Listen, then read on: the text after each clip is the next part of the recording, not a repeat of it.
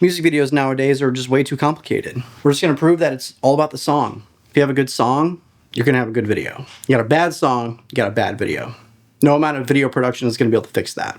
And so that's what we're going to try to prove today.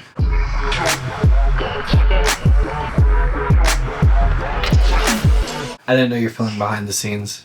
I thought you were just talking to him like that. No, dude.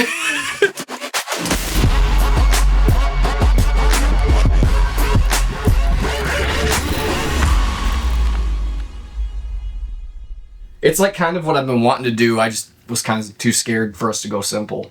But, all right. Ready? Yeah. Hey, what's up everybody? This is John F. Media, and in today's video, I'm just going to go over a couple of things that I did with my buddy Josh when we filmed his music video for his new song, Giving Up. And honestly, with this one, we kept it very simple. At first, we had this elaborate plan to do something really wild with a music video, but something happened where Josh couldn't spend as much time on the music video as we wanted, so we simplified the idea. We had a discussion and thought to ourselves, well, the song is already good. Let's kind of use this as a test to see if the visuals really matter that much. But I don't know, I feel like a lot of bands nowadays don't necessarily need a big production anymore. I think they just need a good song. And if you have a good song, the visuals are just going to complement that. Josh and I have been talking a lot, and we've been studying a lot of the ways that music has been marketed nowadays through short form content and social media. And it's different now. I mean, it's crazy because, you think about like this video, which is like really shitty. Like, I mean, it's cool, but like 19 million views because, and it's simple, and it's just cool and unique. Like sometimes like doing a unique take on something simple is actually more powerful than doing something complicated. You can't make a music video and expect to blow up just because the video is good. The only time that ever really happens is if you spend a ridiculous amount of money on the video. So like Falling in Reverse or any bands of that caliber. I mean, music videos that they drop are incredible, and people talk about that because of how crazy it looks. But bands on the ground level that don't have that type of funding aren't going to be able to do that. So if you take the budget out of the music videos and just think to yourself, well, what can be done with a small budget? And will it work? Is it even worth it? And we were talking about that, and it absolutely is worth going into making a music video or, a bunch of content still. But the thing is, the song needs to be good. There's tons of bands that market their music exactly the way that they should, but it always flops. And the reason why it flops is because the song sucks. It's just how it is. And, if that might piss some people off, but it's just the truth. If people are not resonating with your song and they don't feel something from it, they are not going to go back and listen, period. So if also you're wondering, who the hell is this guy talking about music when he should just be making videos? I worked in the music industry for 10 plus years. I was in my own band, toured the country, toured over in Japan, Russia, Europe, did the whole thing, worked for 2 record labels, and now I'm running my own video company and just out here doing it, man. So lots of experience.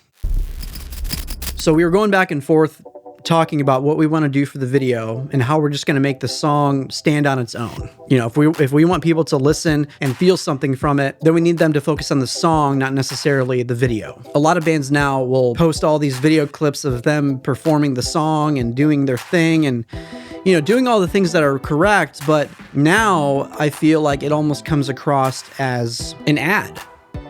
And people don't want to be fed ads anymore. They want to connect to something. They want to feel something real. And we felt like this song did just that on its own. The song is called Giving Up. The term giving up, it's a very sad feeling, very sad term. So we thought to ourselves, well, the times when we feel at our lowest is typically when all the noise shuts off and you're alone in your bedroom. What do you think about when your head hits the pillow at night? You're stuck with nothing but your thoughts. And sometimes that can be a really dark place. So that's the video right there. So we were like, how can we capture that feeling in a song with a budget of practically nothing? So I went upstairs into my guest bedroom and we just decided, you know what? This is going to be the set.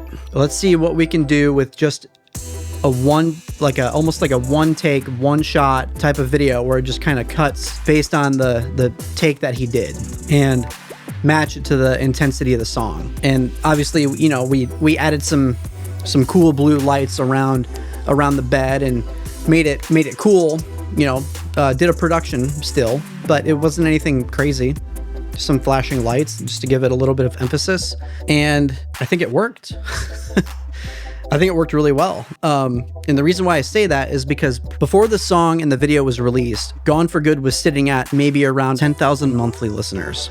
After the song and the video was released, I think it was like maybe a week later, he went from about 10,000 monthly listeners to 30,000 from one song, from maybe 3 different posts. That's it. And to me, and I feel like this is common knowledge, but I don't think enough people talk about it, and I don't think people have the discipline enough or the courage enough to look at the problem right in the face and say, the song is what makes the difference. Like, Josh took over probably a year and a half to write that song. Completely ghosted his social media, abandoned posting at all, which a lot of people in the music industry will say that'll be the death of your account. Like, you got to be posting all the time. You got to be posting stories. You got to be posting reels. You got to be, you know, sharing what you're doing all the time. Share the writing process, blah, blah, blah. Well, Josh didn't do any of that stuff. And I know this is his story to tell, but I know him. He's one of my best friends in the world, and I just don't think he's going to come on here and say this stuff. So I'm going to do that. And it was proven that a year of hard work, going back through, tweaking the smallest little details in the song, makes all the difference in the world. And I just don't think musicians do that anymore. And all the hard work he did over this one song for an entire year got him up to 30,000 monthly listeners. Crazy. And I'm not saying other musicians are doing it wrong or they're bad. It's just kind of hard to ignore the success of this song versus other artists that I've worked with, or even bands on record labels that I've worked with. You know, putting out really expensive music videos and doing a huge production just for the song to kind of flop. I don't know. It's just interesting to me.